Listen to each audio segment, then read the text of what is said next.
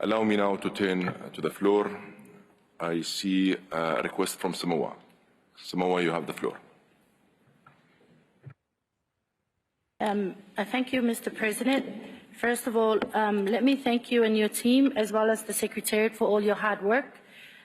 We didn't want to interrupt the standing ovation when we came into the room, but we are a little confused about what happened. It seems that you just gavelled the decisions and the small island developing states were not in the room. We were working hard to coordinate the 39 small island states, developing states that are disproportionately affected by climate change, and so we were delayed in arriving here. So allow me, Mr. President, to deliver the statement that we were going to deliver before this text was adopted before us. Zoning in on paragraph 26 and 29 of this decision, we have come to the conclusion that the course correction that is needed has not been secured. We have made an incremental advancement over business as usual when what we really needed is an exponential step change in our actions and support. Mr. President, in paragraph 26, we do not see any commitment or even an invitation from parties to peak emissions by 2025.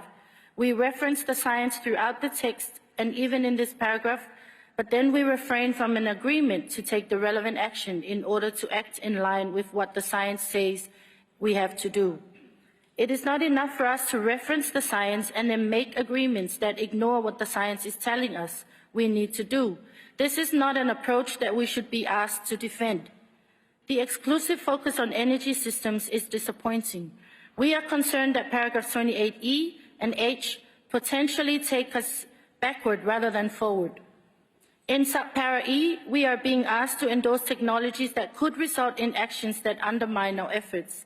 In subpara H, we see a litany of loopholes. It doesn't deliver on a subsidy phase-out, and it doesn't advance us beyond the status quo.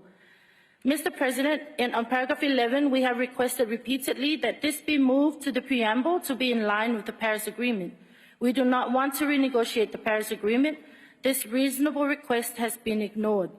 We do not consider para 11 to have any effect on the obligations and benefits contained in the Paris Agreement and Convention on the Special Circumstances of the SIDS and LDCs. Mr. President, we must leave here with a set of decisions that meet the magnitude of the climate crisis, that meet the expectations that the world has of us, and that meet what is needed to secure the future of the coming generations. I thank you, Mr. President.